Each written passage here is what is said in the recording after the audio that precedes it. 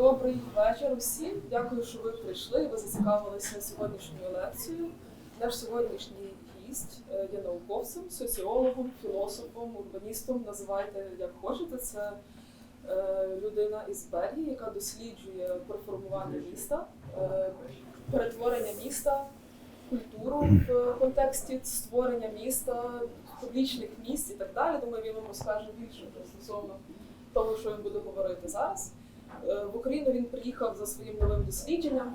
Він хоче вивчати зміну культури під час війни і як ця зміна культури потім буде впливати на розвиток нашої країни. Отож, Паскаль Ґілен. Привітайте, будь ласка, чоловіка. Ми дуже раді, що такі чудові люди своєї ініціативи хочуть приїжджати до Львова, до Києва, до України загалом. Дякую із публічним за організацію і допомогу його приїзду сюди. І будемо раді почути ваші питання після лекції. Паскаль щось дуже багато часу на питання залишив. Я думаю, що вам буде цікаво подискутувати, поговорити з ним. І, можливо, потім зустрітися ще в місті. Тому що завтра тут один день знімає, фільмує і буде радий вас бачити. Дякую, гарної вам лекції, гарного спілкування.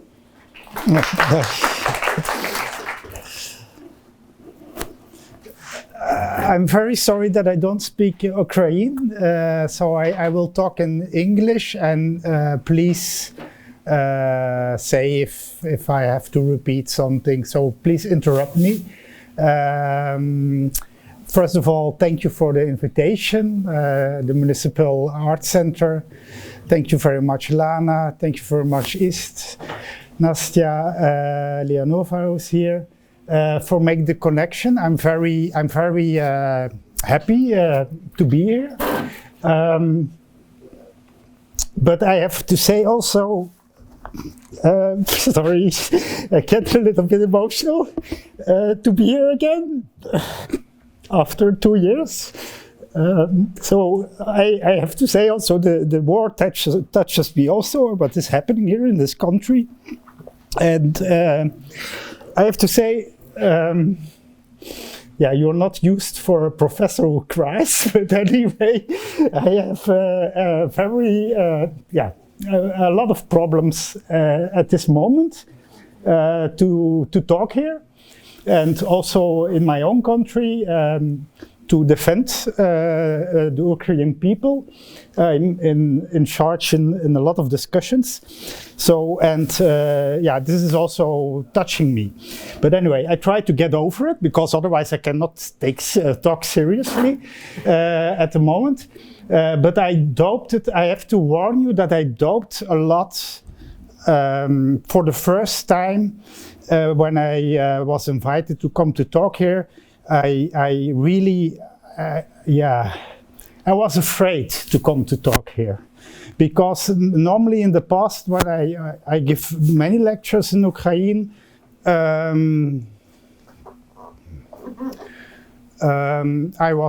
had my statement, I know what to say, etc. And now when I came, I know I've written 3 abstracts to negotiate with, especially with Nastya, what should I say? As a Western European white guy, what is the use of all my studies in the past, what I've written, what is the sense of it, to say it to bring it in this condition. So I'm still doubting. I'm still, how do you say it? I'm not secure at all of what I will say now today. So also please, when you disagree or when you think this is bullshit, please say it immediately, and then we interrupt and we start the discussion. I prefer that more than that you go away with a bad feeling or whatever.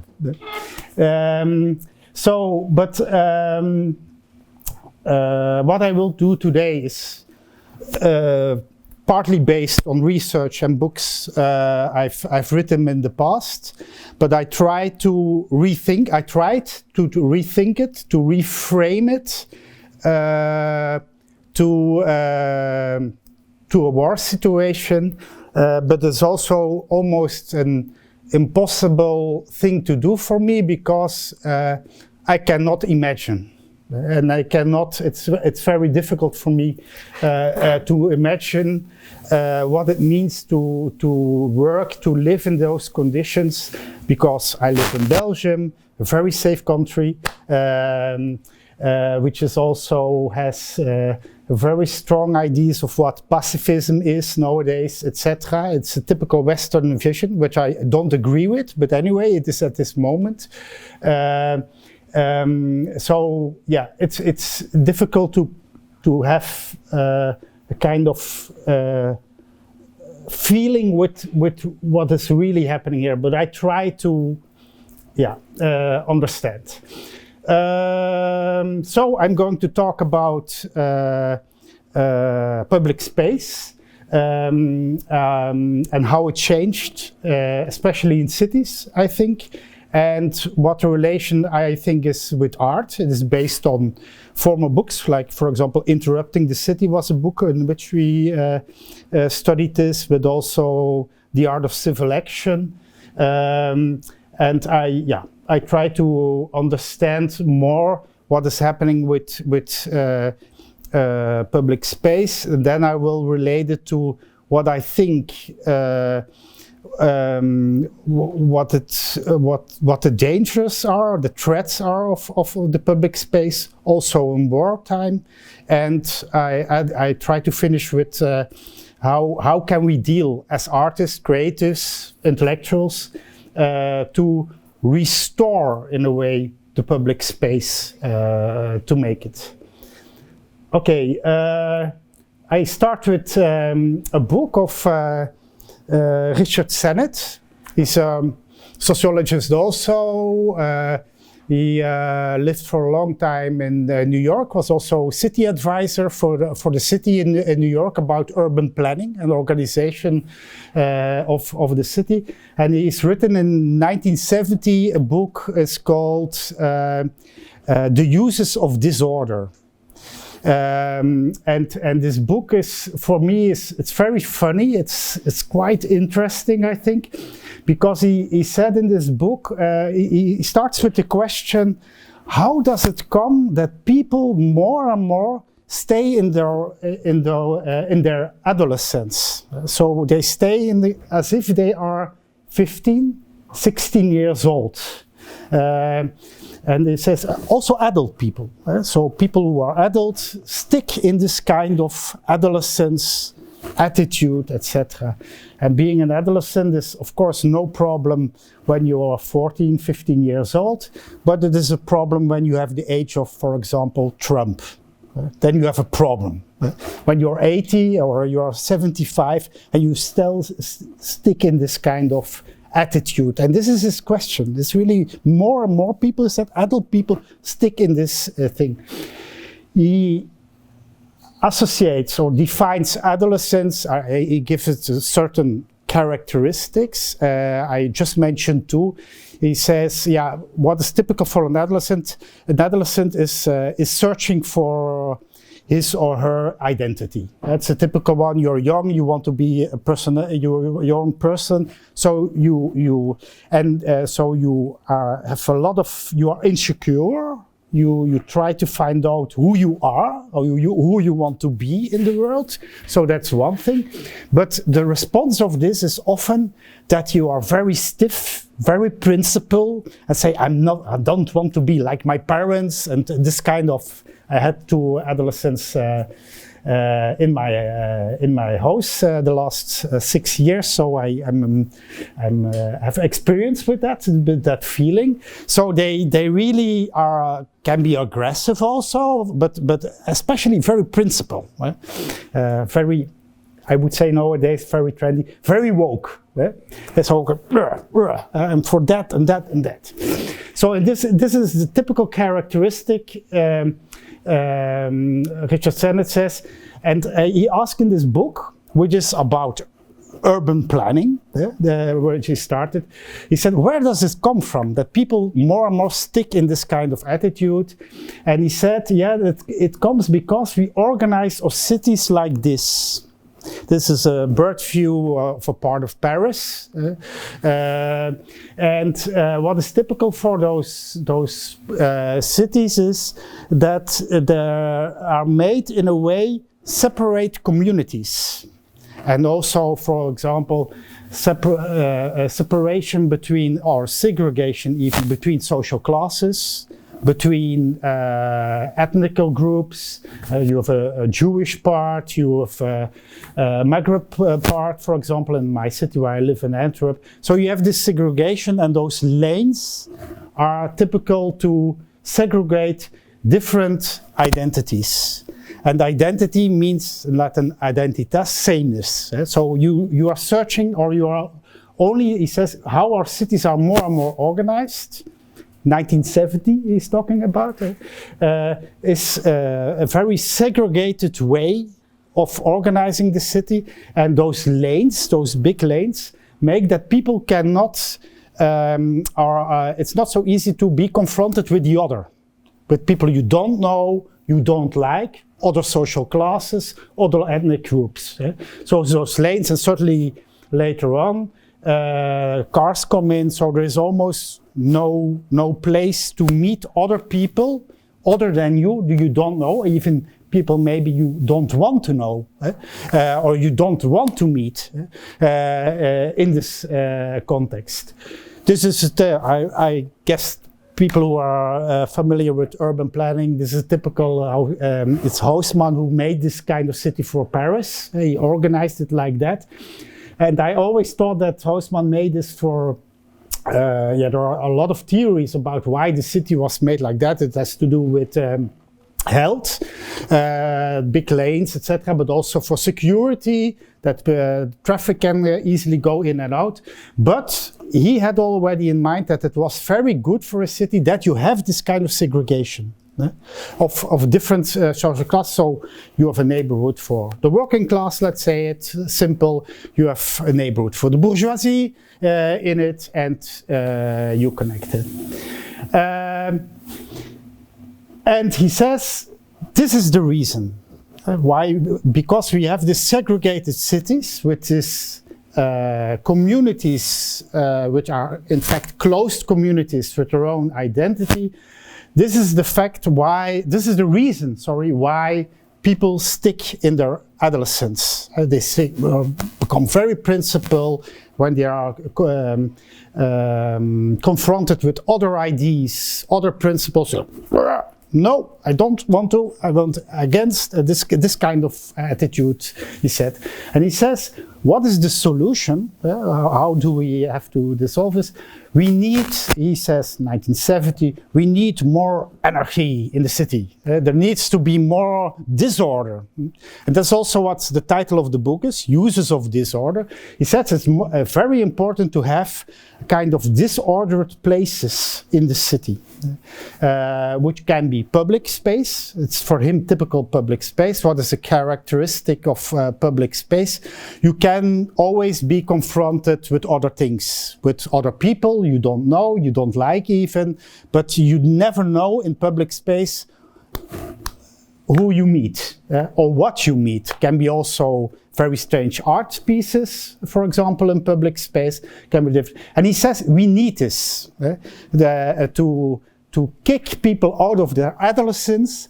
We need this kind of disordered places where you can be confronted with the big other, with big O, O in it. So we need disorder. A Belgian philosopher, Chantal Mouffe, calls this also agony. You need spaces of friction, so not antagonistic places where you fight with each other, but where you sometimes feel insecure, or where you at least are triggered by things. Why do you need this? And this is for me the fantastic analysis he made, Richard Sennett. The answer is, why do we need this when we don't have this kind of places of disorder in the city? We in fact get this. We get very violent riots, when we have not these places of disorder. So it sounds a little bit like, how do you say it, contradiction or something like that. He says, yeah, we need places where there is a kind of friction, because when you avoid those places and push them out of the city, you get at a certain moment this kind of violent riots in your city. So to avoid this kind of violence, you need to have disorder in your city, or places of disorder, public spaces also, where you can meet the other. I think this is a picture of, I don't know the date anymore, 2009 or 2011 in London, were a lot of riots. But I could show here pictures also of Paris, the banlieue, at the same time. I could show here pictures of my own hometown, Antwerp. We have one street where I think when I started living there 20 years ago, we had every 5 years there were huge fights like this on the street, especially between immigrant people and immigrant people, between them, often between them, police on the street like you see here, etc. I could show pictures of several cities where this happened. I said in my town 20 years ago it was every 5 years. Now we have it every half year. So there is a kind of acceleration of this kind of violence. But I took this picture of London because of the taxi, because they're standing Billy Elliot. This is the musical, Billy Elliot. And for me, it's really representative of what is called the creative city. So, and that's what I try to comment to later, explain to you, is that the city is more and more redefined as a creative city with hipsters, and we need this creativity and creative hubs, etc. It became a real, an official cultural policy in a lot of countries and of a lot of cities. But in fact, this is the flip side of it. So you have this creative city, you have those hipsters in the city, you have quite rich middle class, at least, creatives in the city, quite, I have to say. But you have also more and more very poor people. So there is a kind of deconstruction or collapse of the middle classes in those cities. And a lot of sociologists at least say, when this gap grows, you get more and more this kind of riots. The violence grows when the gap between rich and poor grows. And this is I think, at least in Western Europe, but also, yeah, especially in Western Europe, because we come from a kind of welfare state system with a big middle class, which is collapsing now. So the gap between rich and poor is growing now. And that's why we get this kind of acceleration of riots. So again, back to Richard Sennett. We need disorder, we need public spaces to avoid this. That's a kind of, again, 1970 when he made this analysis. This is of course much later.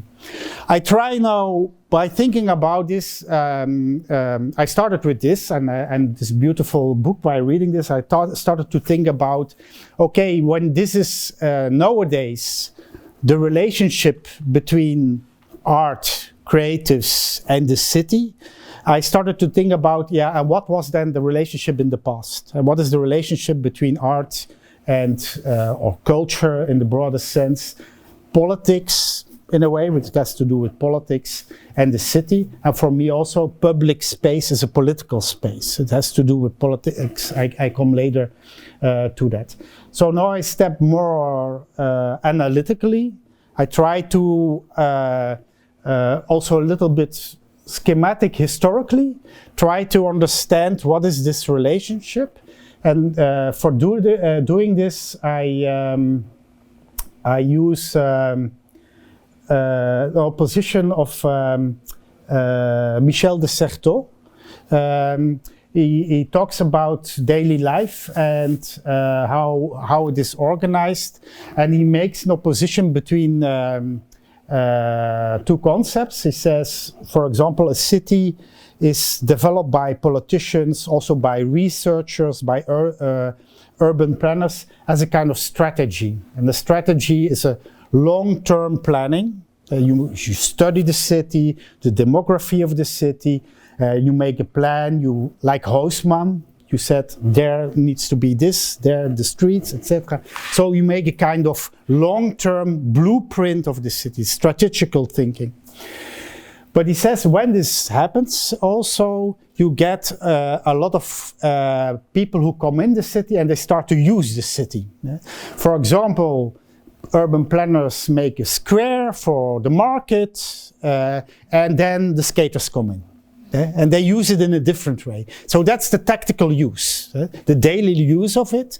And so it's always related to kind of power. In that sense, we make a blueprint, and then people start to reuse the city in different ways. Different ways where it's not meant for in the beginning, but it can change by that. And that's the tactical use. And he makes a difference between place and space. It's a little bit, they told me it's the opposite of Lefebvre, who talks also a lot about place and space. De Sartor uses it in the opposite ways, those two concepts.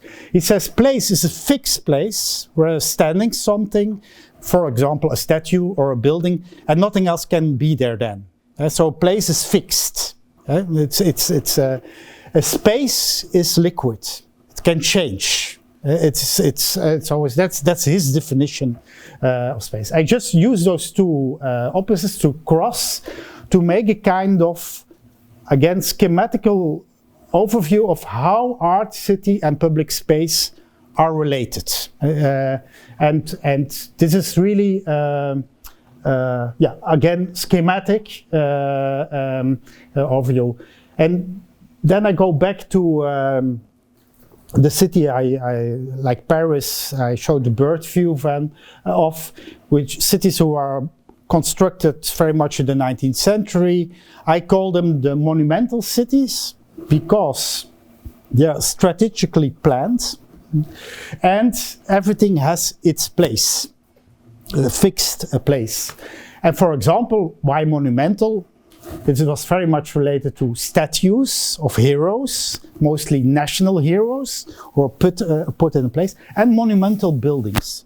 The Opera House, the National Museum, a big, nice building. So strategically planned and fixed places. This is the typical city, how also the public space was organized in this city. Starting from the end of the 1950s, at least in Paris, I stayed with Paris for a while, artists came in, the situationists came in, and they tried to break open the city, running naked through the city, doing happenings in the city, reorganizing, trying to destabilize those hierarchical, planned, top-down things. It was also the fight with universities, museums, to make them more democratic, get out of the museum, do it somewhere else, this kind of idea. So that's why I call it the situationist city. The situationist, they maybe one guy, Guy Debord, you know of him. It was also a philosopher who has written about it. But what for me was important is, so they started already in the 50s, and it's a book of Gerhard Raunig on revolution. He claims that in fact the situationists prepared the whole activist movement of the 1960s. So the student movement, 1968 in Paris, but also in big American cities, also in Belgium cities, we had this kind of student movement. And they say they made, in fact, the situationists, they made not only this activist movement, but also the whole aesthetics of it, using graffiti, posters, etc. So say they were really giving them the tools to prepare this kind of student revolt. And there's a beautiful book of Boltanski and Thévenot, not Boltanski and Thévenot, Boltanski and the same Boltanski and Schiapello. It's called The New Spirit of Capitalism, in which they analyze this movement. And they say, in fact, one of the conclusions of the book is this whole revolution failed. And the question is, why did it fail? They say, in fact, there were two revolutions. There was what they said, a social critique, a social movement, the workers who want to have better situation, the lower social class, the working class. That's one movement. And you had the student movement, which are mostly middle class. You had also artists. They call it also the artistic critique. So not the social critique, but the artistic critique. And what they say is there was never a good integration of those two revolts. And that's why it failed, they say. But afterwards, I talked with a lot of people about this situation. Why did it fail? What happened, etc. And there was one talk with an architect I had once. His name is Rem Koolhaas. And he said, no, it didn't fail. The situation is to win. They won. But he meant it very sarcastic. He said they won because what did the situationists, he said, they try to make the city liquid, movable, more flexible, right? Against those blueprint monumental city. And he said they won. But the outcome was something completely different that they expected, of course.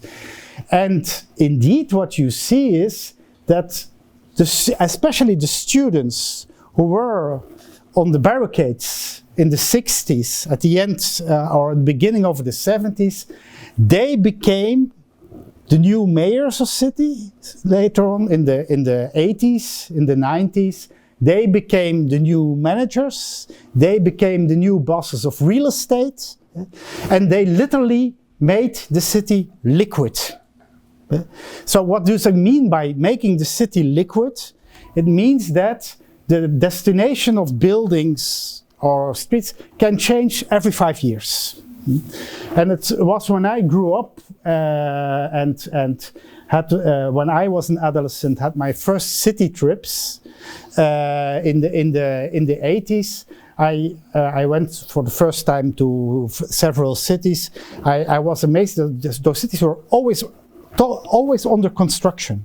They're always building and rebuilding. And until now, I have to say, in my city where I live, they're still rebuilding. Okay? So it is always under construction, and it always changes. And especially the destination, the people who use buildings are moved every 5 years, plus minus 7 years. Not only people who live there, but also offices changes. So you have this kind, so that's what he meant by the situationist one. In that sense, they get in charge, mayors, etc., and they literally made the city liquid. It's always on the move. And this happened especially in the 1990s, and at least for Western Europe, it's very interesting to see. For me, the symbolic moment when the creative city is defined is the moment when it was then the Prime Minister of the UK, Tony Blair, was his name, when it's the moment when he embraces Bono of U2 for the cameras, primetime news.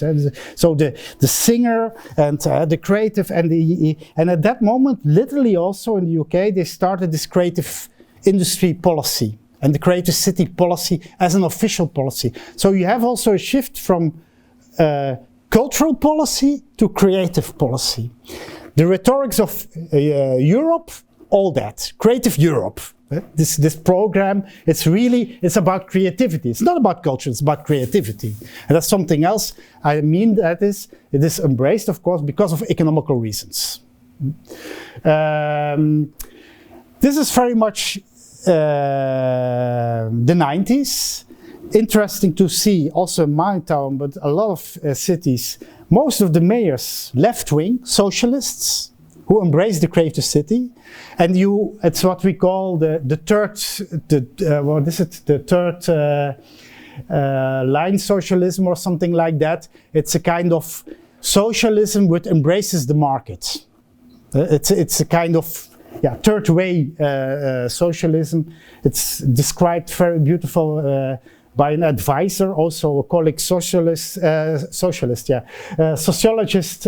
me, Giddens, who describes this necessity of the third way socialism, and it is this what in fact Tony Blair embraced also, and Rex, but also the socialist mayor at that moment in my own town, Antwerp, the same thing. So we have to embrace capitalism, we have to embrace the market, it's good for the people, and we have to rethink the city as this creative city.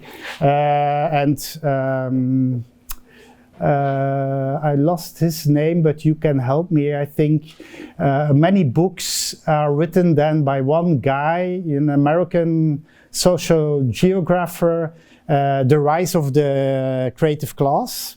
Richard Florida, that's his name. Richard Florida, and also more important, I think, Know Your City. It was a book what he has written later on. But what he says is exactly this, we have this problem with post-industrial cities. They are economically going down. So we need these creators to bring in, to recover the city and to rebuild the city in an economical way. And he has whole models for that. He talks about the 3 T's, very management talk, Newspeak talk. We need tolerance, for example, is one of them. So we literally say we need so many gays in the city. It's very important for your creative things. You need diversity. It's embracing diversity, but for this kind of reasons. So this is very much 90s.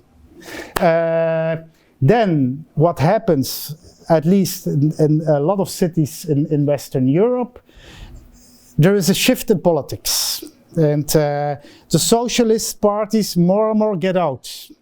And we get, like for example, now you get more liberal, neoliberal parties also. And for example, in my town, the Flemish nationalists came in. The nationalist party come in, and they say also, oh yes, creative city, fantastic, economical reasons, give it a boost, tourism, fantastic, we have this, we need these museums, but they add something to it. And what we call in Belgium at least, more blue in the streets. More police in the street, more cameras in the street. Then, for example, was an accelerator of that, terrorism comes in, more military in the street. So they stay with this kind of creative city for economical reasons. They say, oh, freedom, etc., but at the same time, they say, we need also more control. And also more paperwork for creatives, also that. And especially this blueprint, and we have our spaces for creatives. There you can go as a creative, your creative hub. Not there. So you have again, and that's for me interesting, strategy. It's again planning the city, and as a creative you can do that, but not that. And you need to stay there and not there. So it's a really kind of planning of the situation, but in a liquid space. It's a kind of, so the strategy is to keep the city liquid. It needs to be on the move. And I think this is the situation in my opinion, but also in the research I did. Most of the European cities are in this phase. This kind of creative repressive city in which the public space again is controlled in a specific way, but in a way in which is unstable. So that means that the rules, the regulations of the city, also what you can do, can change every 3 years. So, and also the destination and of buildings can change every time. There's a good negotiation between real estate and mayors and politicians. They understand each other very well, and they can move things, move buildings. There's a lot of speculation coming on buildings, etc. So the city becomes more and more liquid, but as a strategy, and not anymore as a tactique. People fight it. So what we have the feeling now more and more, and that's for me a very important thing to talk about public space. At least the activist movement I can, but also a lot of artists say, I don't want to work in this creative hub. Fuck off. That's not for me. I want to get out. I want to do something else. And so they have, the strange thing is, of course, they want to change, but in fact, they are now acting in a kind of liquid space. So again, back to the situationists. The situationists want to make the city change, liquid, changeable. And now, more and more when I talk with artists, activists also, in fact what they also want to change, but what they in fact want is more stability. A kind of, to be sure that when they do something there, for example, make an institute, an art organization, that it at least can stay there for 50 years. Just say it like that. So they want, in fact, a little bit the opposite of the situationists, in their context, of course. They want to have, again, a kind of stability. And that's what I call the common city. But I come to this later because I think still, nowadays, the condition, at least in the cities I studied, is the creative repressive city. This is the phase, again, in which we are in.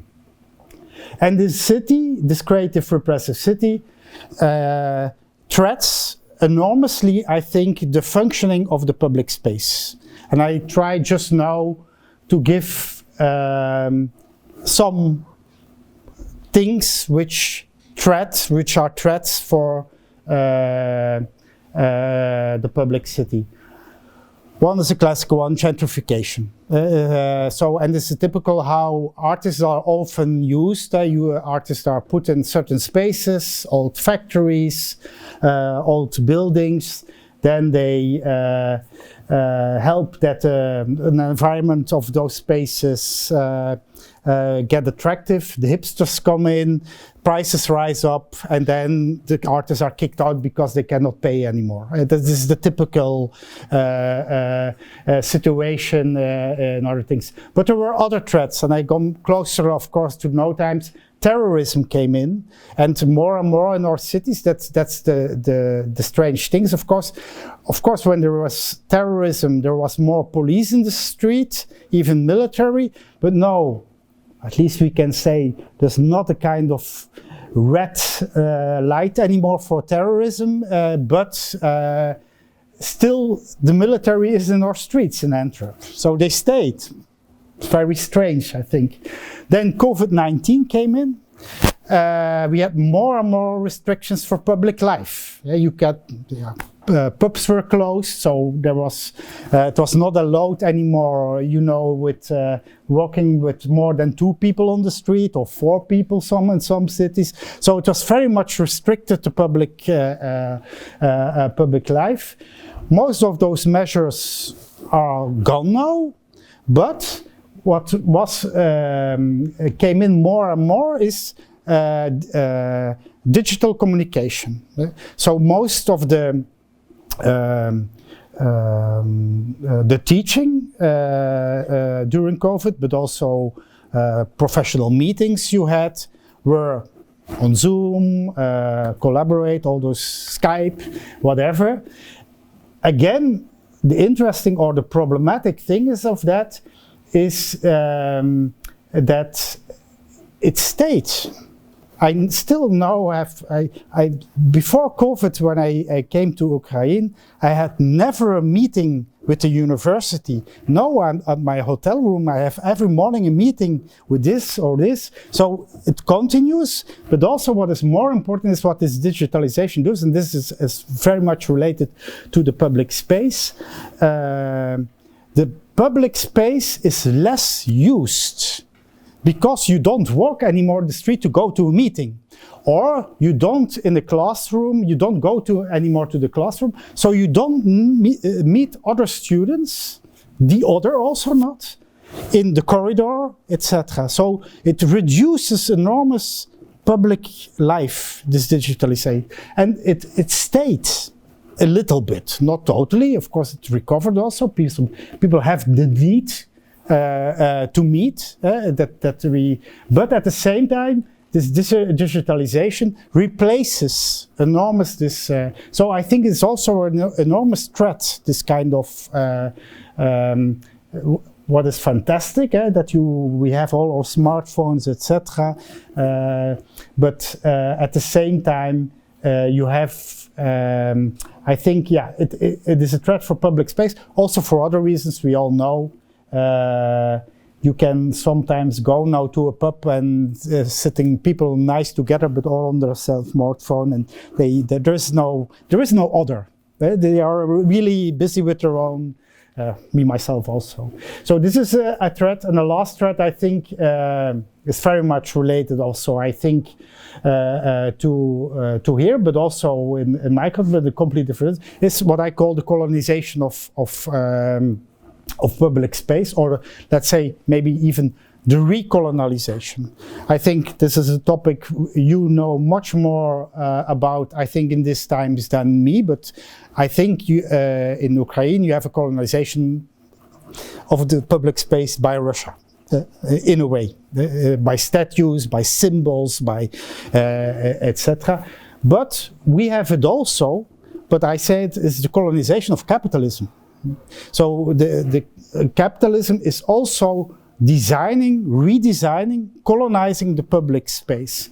Literally, for example, a lot of public squares, especially I know it from the Balkans, are by politicians and of course private companies. They reorganize the public space by putting their big shopping malls on the public squares, exactly with cameras in, exactly to make it impossible that people meet, that you get gatherings, protests, etc. It's really a strategy. So also this is colonization of the public space, which is for me sometimes so related to capitalism and sometimes related to nationalization strategies, national symbols bringing in, etc. So I think this is, again, it's kind of as if history repeats. You get back this kind of idea of the monumental city, in a way, by structuring the city like that. So the question is, when we have all those threats, I think I agree still with Richard Sennett, with his analysis he made in the 70s. He has also written this book, it was his PhD, The Fall of the Public Man. It's literally that. I think we have a huge problem with our public spaces nowadays. They are decreasing, they are disappearing, and they are also, I think, it is also part of an official politics. It's a strategy to let this happen. So, question is how to restore those public spaces. And I think the last 7 years I did a lot of research, not only about public space and how to restore it, but especially how can you and strengthen the civil society, civil movements, and that's where I started to study the whole idea of commons. And I come to this later, but I try now just to explain how common space can be made, constituted in cities, and also how it relates to public space. So common space is not public space for me, but I come to later to that, what it exactly is. But I just try to give with one example, with this sculpture, this beautiful sculpture of Recetas Urbanas. It's an activist architect group in Spain, based in Spain. And I will explain it later. First I go into the theory. I want to explain what is happening here and where it's happening. So this common spaces are constructed in civil space. What is civil space for me? First, civil space is not civic space. You know, in English you have this distinction. There is also a lot of confusion in it. But civic space is, for me at least, it's how I define it, is the space organized by government. So it's a public space, like a public library, for example, but it is, of course, regulated by government. So this is for me civic. But also, in fact, what we are used to say, civil servants are, in fact, no, civil servants are civic servants. They are really paid by state or by city government or whatever. Civil is something else. The civil is really where people do something, just citizens. They take the initiative to organize something. Civil space is also not public space. And now we come with the discussion with public space and common. Public space is the space where you can do everything, in my eyes, where you can say also everything. So, but it's especially related to Jürgen Habermas. It is a space of the public argument, where you can argue, you can share ideas, you can discuss. Just in a way, what we are doing here now is public space. This talking, it's hopefully having a good discussion afterwards. Civil space is something else. Civil space is the space where people do things. And to make with an example, just to give an example, so public space is, for example, where you have the fantastic idea, we need to have democratic education. That's a fantastic idea you can argue about, and what is this? That's for me public space. You can discuss the media, debates, etc. Civil space is when people say, but we have no school here, so we build a school. We roll our sleeves and we make it.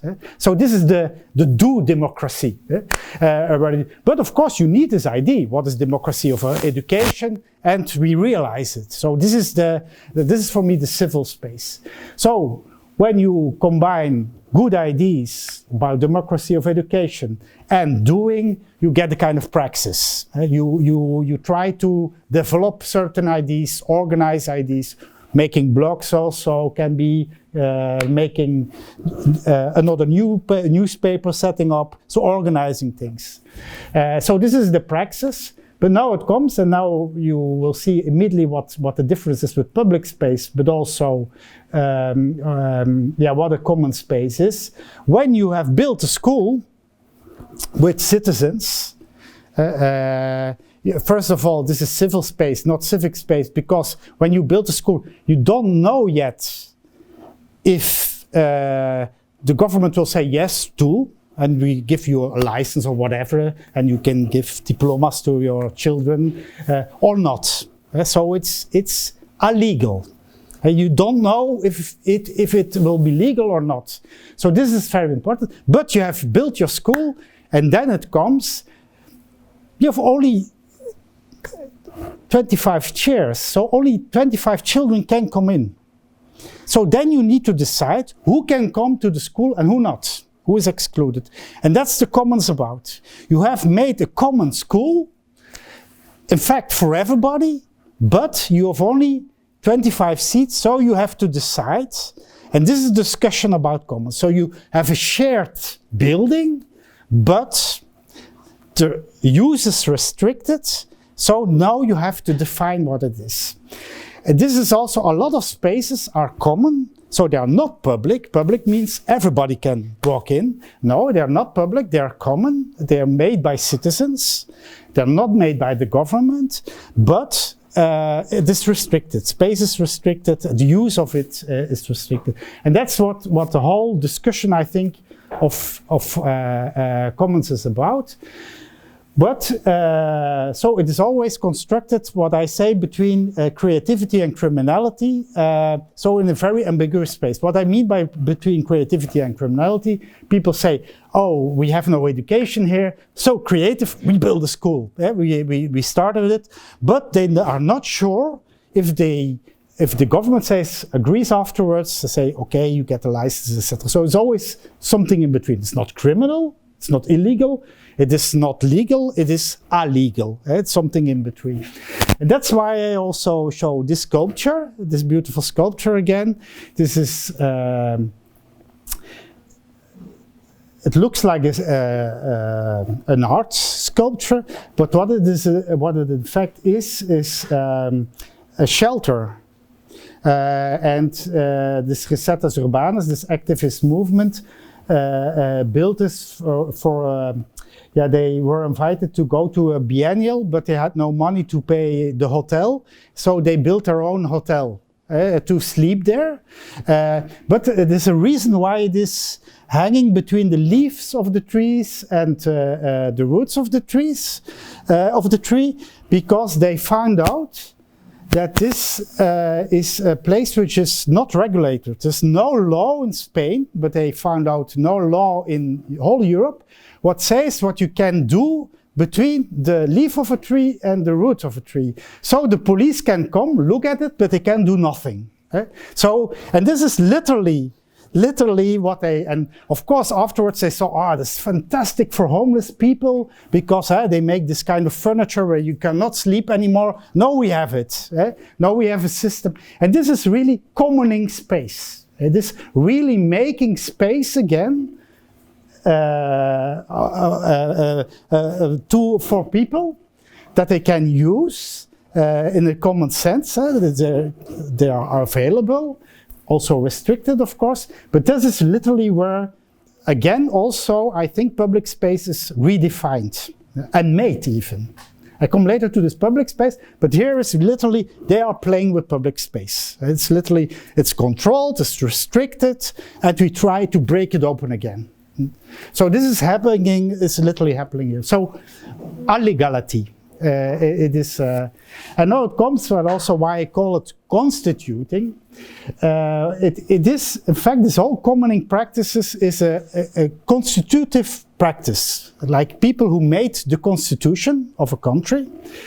It's a very interesting thing about this. It's Hannah Arendt, who, with the cigarette here, this fantastic lady, said in On Revolution, this fantastic quote about the constitutionalists. She said, those who get together to constitute a new government are themselves unconstitutional.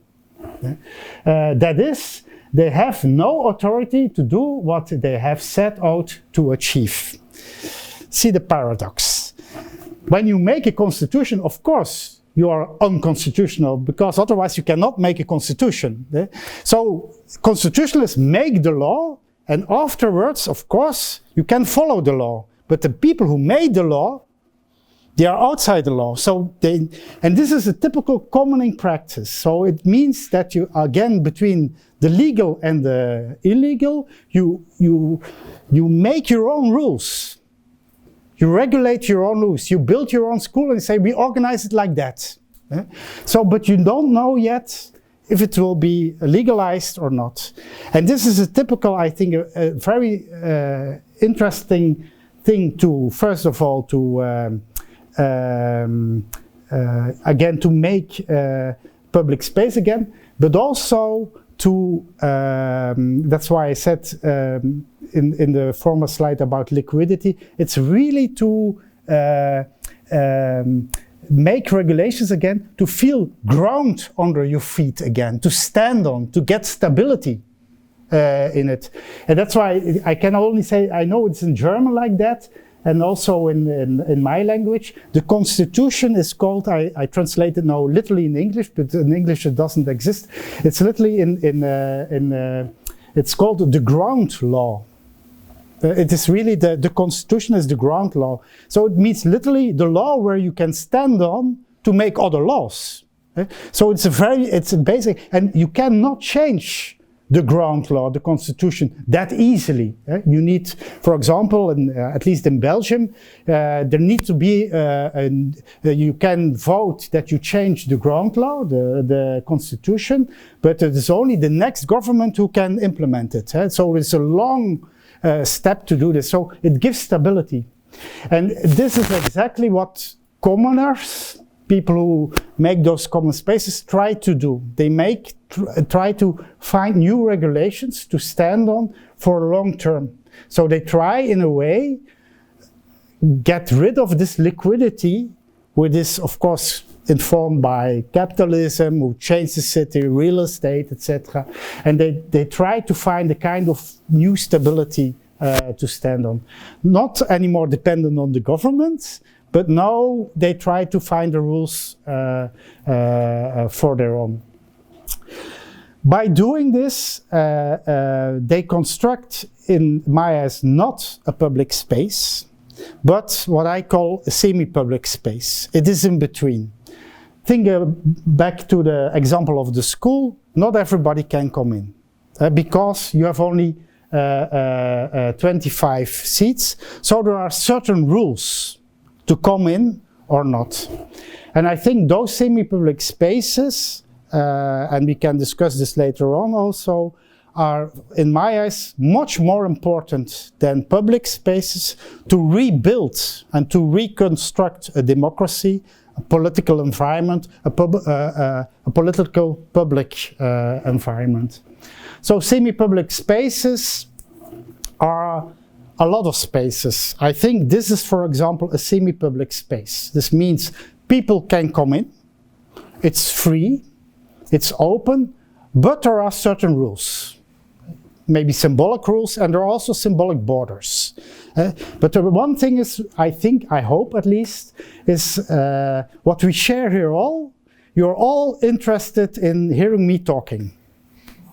But that's typical for a semi-public space. So there is something everybody is interested in. And it's the same thing. Can be, I showed here, this is a bad picture of the Opera House, the Monet in Brussels.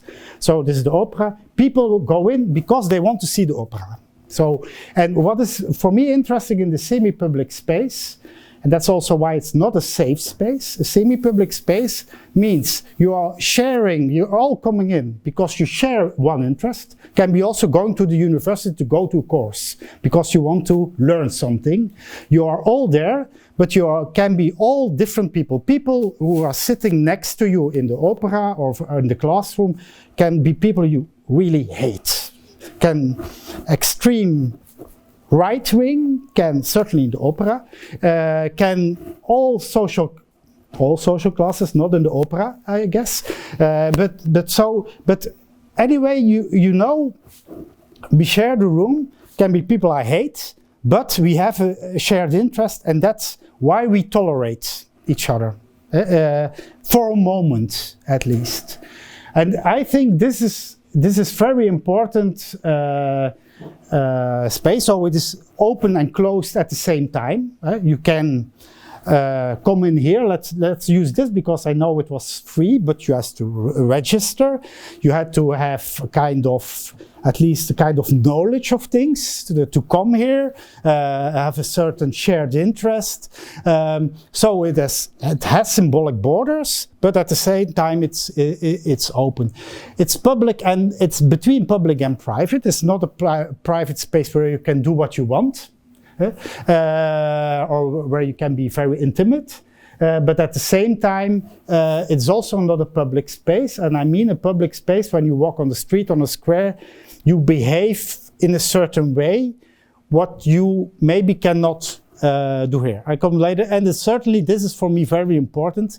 I'm totally not against safe spaces, but I think a safe space is something different, and I think often it's not a political space. It can be almost not a political space in that sense that most of the safe spaces you are not confronted with completely radical other opinions, for example, of people who had a completely other. You search, and it's very important for a safe space. People who had to share the same experience, for example, of have the same values. And that's why they are very important, I think, for a certain phase. But it's not a semi-public space, because semi-public space you can be confronted with another, and that's I think the difference. So what is this space is physical for me, very important, not digital. Physical nearness in which you share effects for culture. The opera, but it can be also a lecture, whatever it can be. Again, I stress very much physical nearness, because I think also in online culture, but we can discuss this, you have a lot of course you have a lot of platforms where you can discuss, etc. But often I have the feeling more and more they are really safe spaces. In that sense that it are a kind of not closed communities or open communities, but you have this kind of tunnel vision that you very easy go to the very same group. Here you really can confront it with other opinions, discussions. I know you have this also online, it is possible, but it is much more easier in a digital space or online space to avoid, to get away, just click, and you are away. Here not, you have to sit in this opera for 2 hours next to somebody you hate. That could be the difference. And this is a very important, so this physical nearness is for me a very important thing. And why is it important? In such spaces, you can learn somebody to trust you even hate. Because you trust each other, we are in this context, we share at least one thing, and we are silent, we listen to the opera, because we are both interested. And at least for that moment, you trust each other. So I think semi-public spaces, and I go now back to politics and public space, are very important to build up trust relationships with people you even don't know and you don't want to know. So, and this is very important. This is political. It is literally when you try to share this room, and it's also very much to do with democracy. It's not in public space. When you walk in public space or have a debate, you can easily avoid other people also, or you can are confronted. But it is how do you say it? It's not a space where you can build up trust. The trust comes from a shared interest in something, and that you allow that there is somebody sitting next to you you maybe don't like. So that's very important to build up trust. Yeah, I go to that, I skip that, but I think that's why also a semi-public space is very important to build up a public space as a political space. What do I mean by this? And that's why I also use this picture of the Belgian opera house, La Monnaie. It's a kind of anecdote and mythical a story, but the history books of Belgium says that the Belgian Revolution started in this opera, La Mouette de Portici, the dump of Portici, as it is called, translated badly in English. So it was here where the Belgian Revolution started. But it is very important that it is, as some people said, that there was something said in this opera that put a fire on the revolution, that people went out. But other historians say there was nothing in the opera said literally about going to sit. But what was happening there? People were sharing a room, having the shared interest, and they build up trust, and they dare to go out afterwards to go to the public space. So for me, the semi-public space is really the space where you literally get loaded and where you find trust, and you dare to go out and speak in public, or go to protest, etc. So that's why I think it's much more important nowadays, I think also in the post-war era, to think about how to reconstitute those semi-public spaces. I think they are more important at this phase, at least, to think about how can we make very strong semi-public spaces to develop our public space and to make a livable public space afterwards. But you need this, the spaces of trust.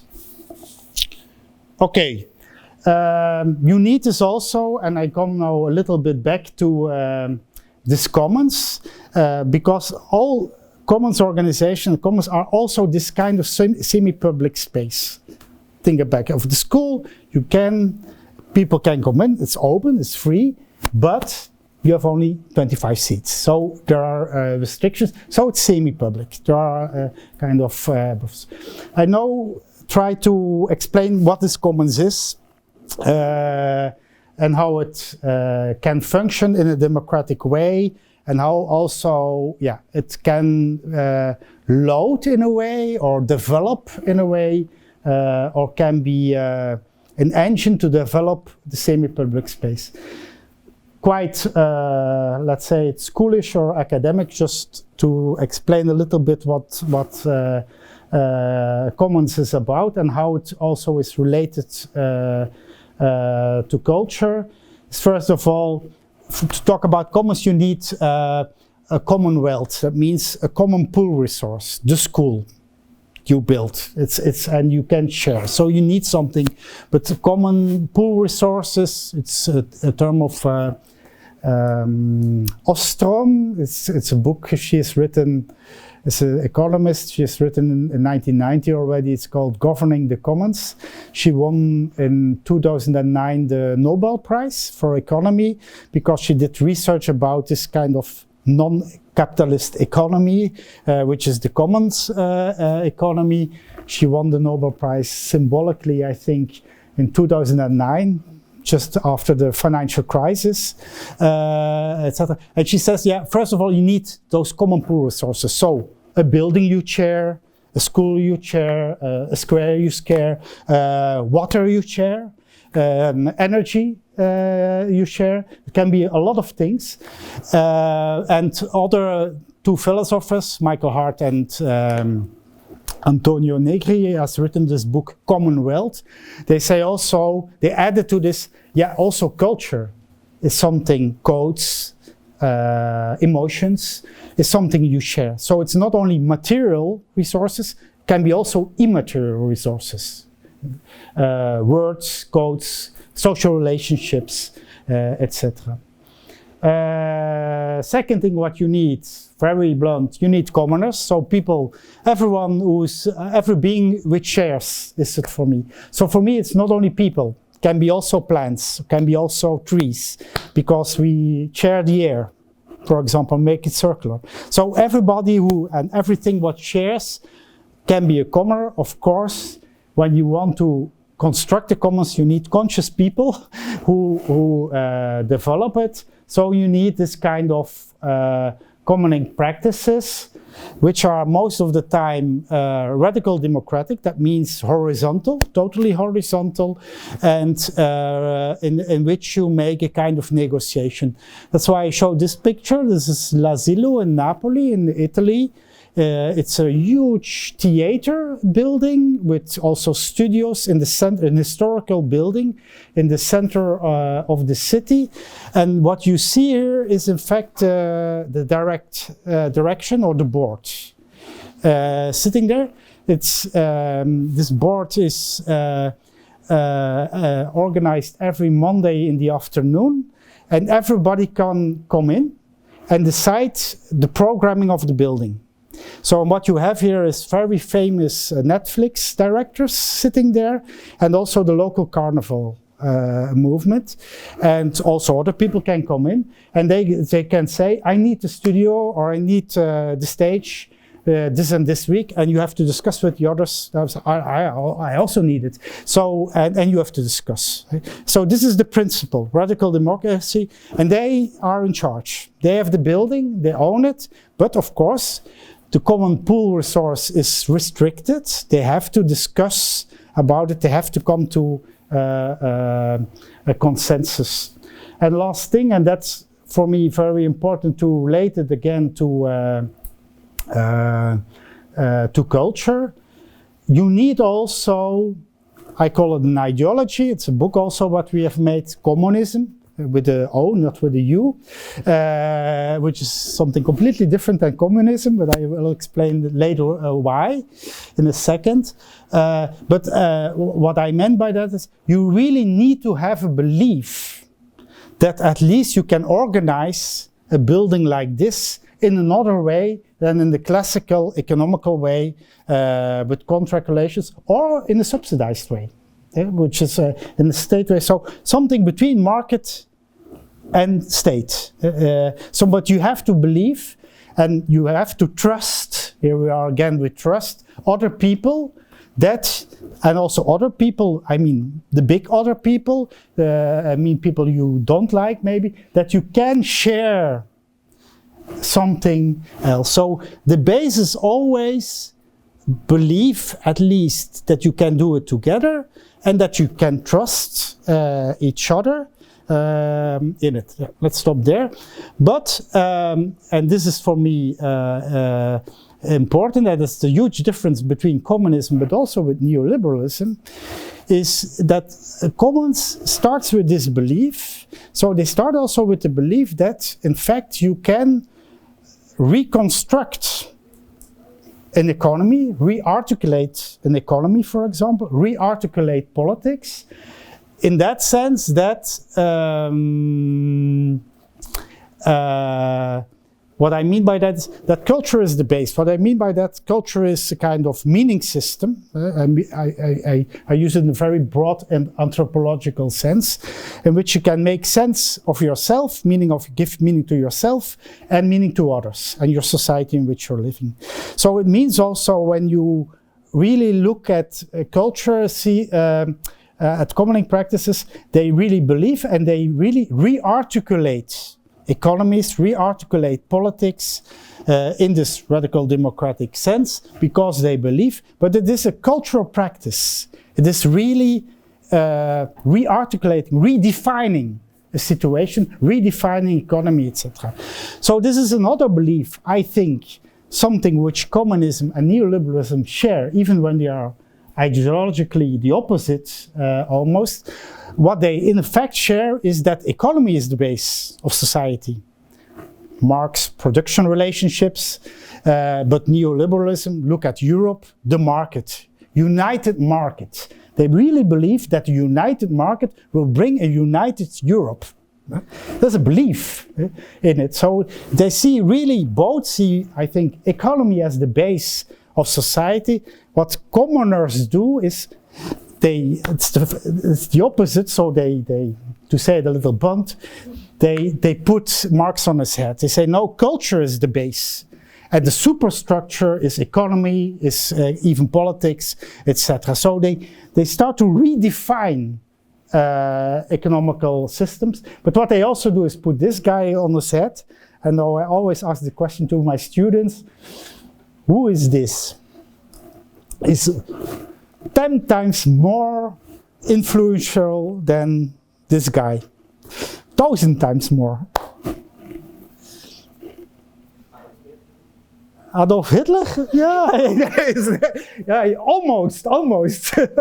No, but it's not. It was certainly not a Nazi figure or. They say Adam Smith, maybe. It's in line with Adam Smith. Yeah. It's more radical. It's more radical than, and he won also. Somewhere in the, I think in the 40s, the Nobel Prize also for economy. So before Ostrom. I hear the name. Is it the guy from the beef? Hayek? No. It's Hayek. Hayek started. Somebody said? He's from Lviv, actually. You really? I was born in Lviv. Okay, that's something new. I didn't know. Okay, this is Hayek from Lviv then. Funny that he is from. At least he was born here, I guess, because he. Yeah. So he started this kind of think tanks in the 40s already, and he. I said a little bit, but he invented neoliberalism. That was the whole idea that you can. Even more radical than Adam Smith, that you can reorganize the city as a kind of society, as a kind of market situation, which is based on money, based on contract relationships. I said also you have to put him also on his head, because he also thought economy is the base of society. But I make one mistake: you cannot put him on his head, because he's not a dialectic thinker like Marx was. So he was a monolithic thinker. But I just do this in theory, and I stop with the theory. I think when you talk about commons, it's much more in line of this guy. A bet. Somebody? Yeah. I'm sorry, it's Ludwig von Mises. He's from Lviv, not Hayek. Oh, it's a pity. It would be a historical moment. But anyway, okay. Antonio Gramsci, Italian communist, by the way. But what he did, and that is for me very important, I think he, especially to populist, let's say populist Marxist, he said, no, not economy is the base, also not culture is the base, but there is much more relationship between them. And culture practices influences production relationships, etc. So he was the first one who said culture is important. And here is the power also, I think, of culture, and talking about culture and rebuilding public space, redefining public space, and redefining also politics. He was in the Communist Party, but he was also a journalist, so language was for him important, and culture. So he was the first one who, how is it, re-articulated Marxism in a cultural sense. And the whole communist with the O movement is based on this kind of reasoning. I think it's the whole idea that culture is can be a very powerful tool to re-articulate political systems, to re-articulate economy. But again, I said, it's an ideology also, it's a belief. You need to believe in, otherwise it doesn't work. It's a kind of, just to say it structural, so even nowadays, when you go to political scientist conferences, the most of the debates go only about market and state. When I go to such a conference to give a lecture, they start laughing. They say, what is this?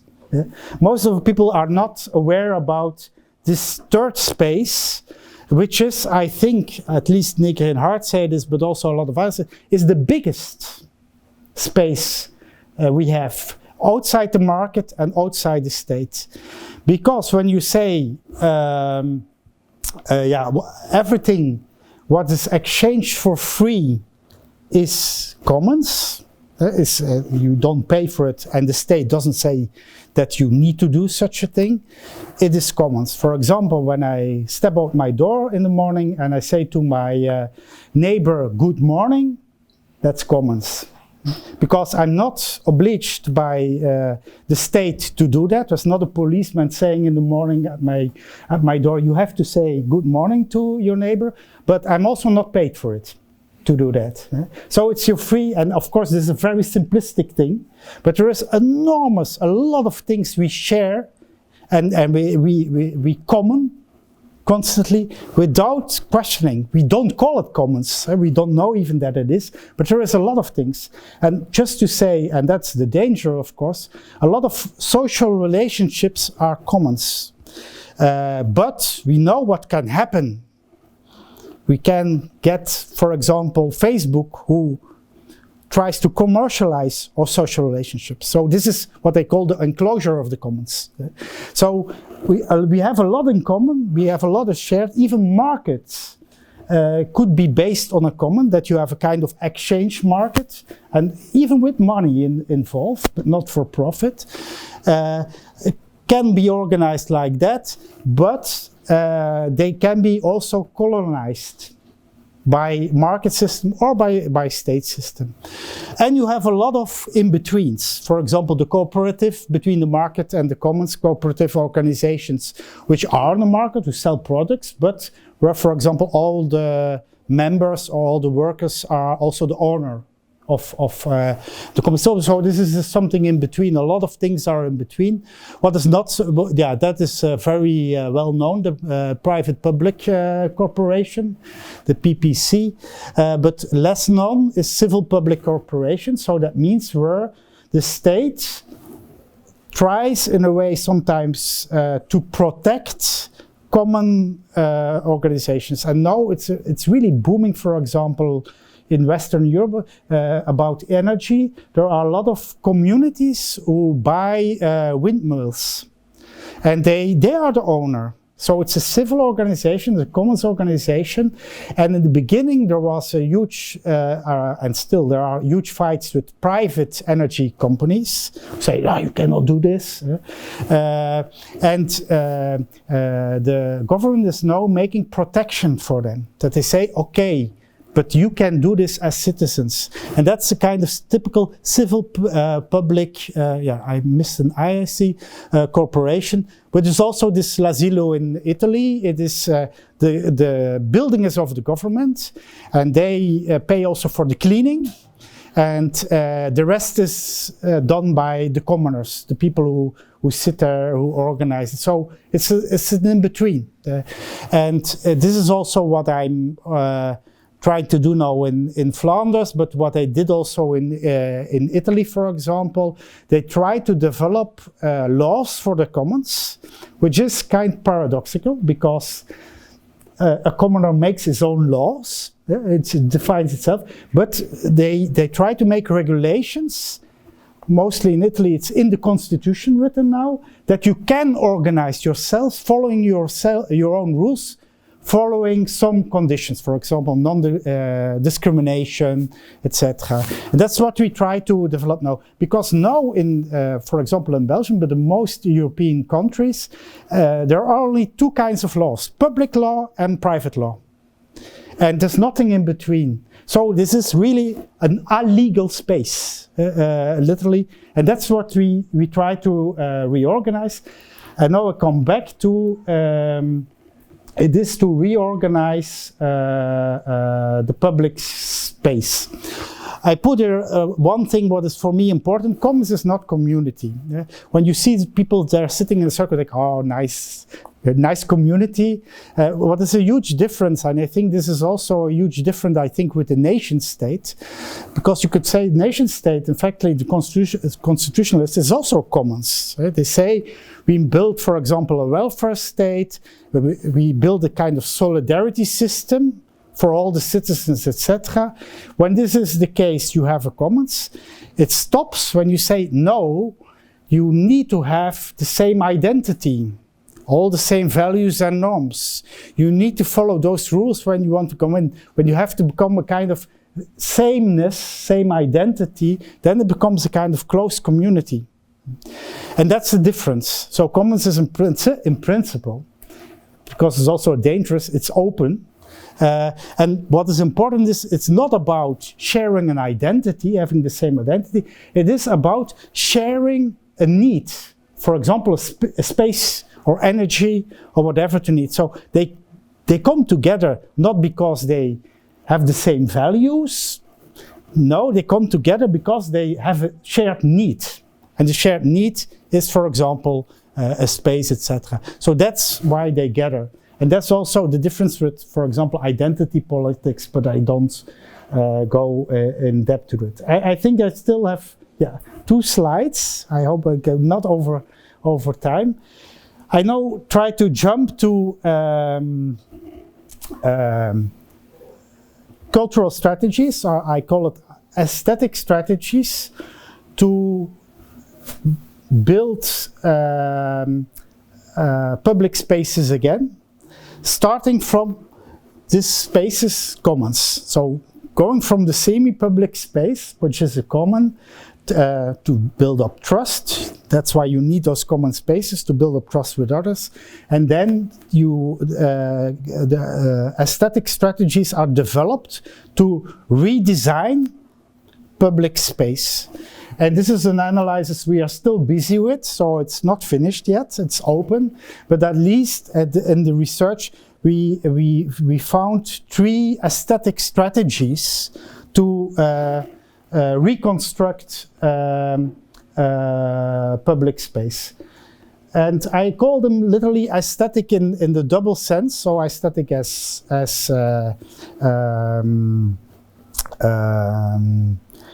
making something beautiful or whatever, or being busy with art, giving form to things, but also aesthetic as aesthesis, really with all the senses, and also with emotions, affects, etc.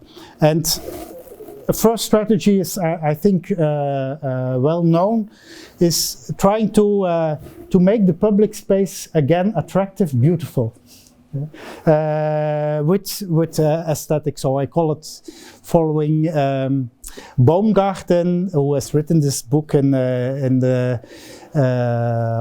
in the 18th century, aesthetics. So it is really trying to, for example, trying to give people a secure feeling in the public space by literally giving it colors, that you feel when you come in a space, nice here.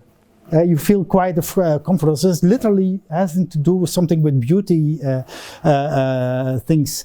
But it has to do, of course, also with distant gaze, because, of course, you can just cover making beautiful facades, but that doesn't mean that it is really a safe space or you can feel comfortable. So it works literally with the effect of the distant gaze. You see something, it's attractive, you feel safe, but also, and this is I think very important, I use here the theory of Jacques Rancière, it often makes also things which were not represented or not visible. You have to think about this, the favela somewhere in Brazil. Before this were not colorful buildings, gray, dark, so you could even not see them when you walk through the street, or certainly when it's rainy weather. In Brazil, not so much rainy weather, but when they made them colorful, you see them in fact. So you something what was not there, you did not recognize or did not see, you see. So this is one strategy, at least to make the public space again attractive to come in, to walk in, to be invited to come in the public space. Another one is more radical, I think, and this is, I call it situational in situ art, related to the situationist. It's really the more activist way, and artist activists are very much busy in, so it's not just looking at the public space and making it beautiful. It is really going into the public space and, for example, work with poor people in the street, develop things with them. So you have this social engaged art, community art, but also political activist art. So they really also try to change things in the system, in the structure. So not only the surface, but also in social relationships, etc. I think a lot of art is nowadays, artists are busy with this.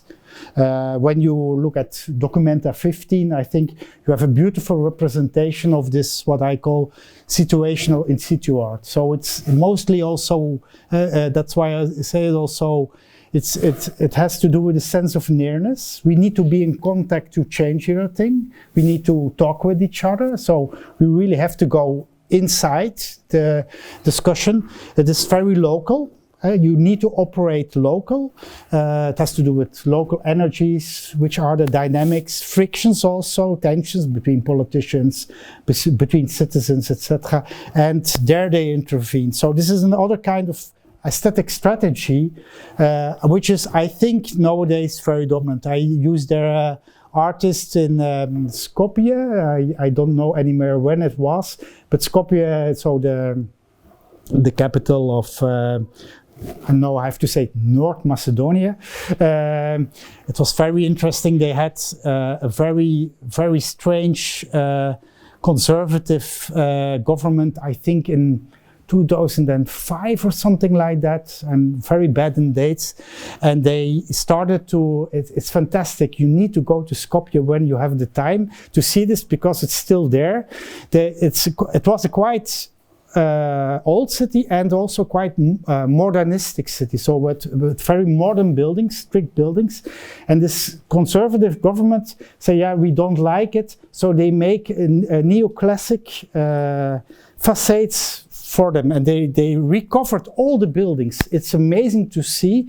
They made even kitschy bridges with statues on, with their heroes, their national heroes on, but also television comics are on in the statues next to the national heroes. You have this music all over the street, or music everywhere.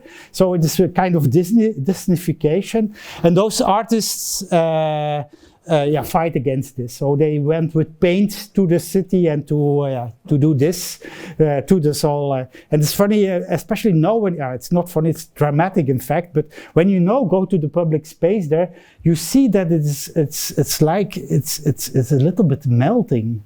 So there's a new government, they are against this facade architecture, but it's too expensive to remove. So, but it's so bad quality that it is collapsing. And so, for example, there are very big statues in the middle of the square, the main square, and you see it's going like that, because they couldn't find artists who wanted to do that for them, so they had to work with amateurs to make this whole public space. So again, literally they colonized the public space by doing this, and now you see it. Yeah, it's really it's dramatic, but it's also funny to see. You see a city which is really going like that. It's really melting, and they have to push stability blocks under those statues that they stay right, and so you see them hanging, etc. It's really kind of collapsing of the city. They were protesting to that, but this is a typical art, I think, nowadays, which is very important. I forgot this one. It's where I came up to think about aesthetics. It's George Agamben. He said, a political community is built on a sensory foundation. And this is for me very important. I think so. Politics, we often, especially the democratic politics, is often much defined by Jürgen Habermas as an inspirator, which is a great one, by rational communication, arguing. Politics is about arguing, etc. And Agamben said, yes, but there is still something else. And this is what he calls sensory. He said there need to be visceral contact. There need to be physical contact. That's why, for example, during COVID, he was against these masks. He said it's completely wrong. He was also against digitalization of universities, digital courses. He said because this is the deconstruction of democracy. People, again, need to meet the other. And there needs to be a place of physical contact and friction. And that's why we need this, and that's why I also speak about aesthetic strategies. It's about the senses. It's really about touch. And not only, for example, in digital, only seeing and hearing. Because this is kind of, how do you call it? A collapse of the senses. It's a restriction, a deprivation of the senses. It's only screen and hearing. it's also about smell. It's also about touch. And this is very important for a democracy, he says. That's why I speak about aesthetic strategies. It has to do with all the senses. And so reconstructing a public space has to do with this physicality and this viscerality also. Really the touch, the smell, also not nice smells or not nice views has to do with that. Okay. Both are fantastic to build up public spaces again.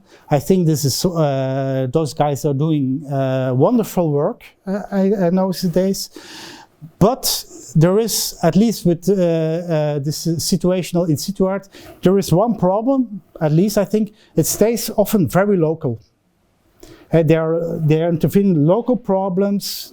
You need to be there also to negotiate, etc., to function. And I think they miss a kind of universal story, a global even story. So, and there's a lot of discussion also in activist group, also in discussion about commons. You need to scale up. That's now we need to scale up because the whole, for example, the climate crisis is a global crisis. So you cannot do it only local, you need to do it also translocal, etc. So, and this is really in the making. What I will tell now, it's really still thinking loud almost. I think we need back a grand story. We need to have a big story again. So not a postmodern little stories. I think we really need a kind of universal and try to claim for a universal story. And I relate this to, and I'm not quite sure if this is the good name. I call it, we need a kind of depth aesthetics. And what I mean by that is that we not only have to go into the public space, we need to go literally under the public space. And what do we find there is the culture of our dead, of the people who are dead, who are under the ground, literally, and we are standing on it. And why do I say this? Because there is something for me what is universal, and that is what I call in a very small book, that is our fragility. Or transience, so that we realize at a certain moment that we all going to die. And I think this is a very universal thing, and I think we need a kind of aesthetics also which is busy with that. And I say this also for other reasons, because this was really started to think about it was really about COVID-19. That I saw in, for example, in my country, but also, for example, in the Netherlands, they didn't know how to deal with the dead. So there were no rituals, no collective rituals organized. That it was suppressed, and especially in Western Europe, you see this. They suppress everything what has to do with that. Also, elderly people, we push them away in elderly houses. In the Netherlands, they push them even to Germany because it's cheaper there. So so everybody who's dying, everybody what has the feeling of fragility, we try to suppress. And I think we have to reinvent an aesthetics so it is really busy with that. Some call it spirituality. I don't like it. I think it has to do with aesthetics. It really has to do about thinking about our fragility, and how we deal with that. And it's important because this universal. I just give two examples of an artist. It's of the same artist. It's she's very close to me. It's a PhD student of mine in the arts. It's Els Dietvors from Belgium. Nobody knows, but anyway. But I just use it as symbolic. But this symbolic, of course, because of the skull, but it is made of mud. So literally the ground she makes it. She makes it also collective. So this was made, by the way, by the Moscow Biennial I think now 6 or 7 years ago. It was one of the skulls that was standing there. But she made it with a lot of artists, and afterwards it was also anonymous, so she doesn't put her name on it anymore as an author. And that says, yeah, sorry you don't, too small picture. It's a shrine, it's called Coast Shrine. It's just a rock in Ireland where she lives. And it was made during COVID, and she started to put just white stones on the rock. As a symbol, here's still living somebody, because we couldn't meet, etc. And that she every day she goes swimming in the sea, so she put it there, a rock. And after a certain while, she saw, oh, other people also put rocks on it, white stones on it, so it started to become an art piece. But there was no, yeah, she started with it, but everybody does, and it was really also a remembrance that, first of all, we are social, we are social animals in that sense. There are still other people, but it was also used as a kind of to rethink the death of the COVID-19. And I think, I'm really thinking about, we need all three, I think, but I think we really have to develop this last one, again also to rethink public space. I think public spaces need to be, have to be something universal, in which you can recognize, and I come back also to Senate of the beginning, in which you can recognize, let's say it with Kristeva, the other in yourself, a kind of universal principle. And I think this universal principle is that we are all dying. And this, yeah, sorry? We just have 10 minutes to close. Oh, okay, I'm finished. I'm finished. I know, I just give that example, but it's Standing Man 2013, it's the last slide, but I just use this as an example. Did I talk for 2 hours?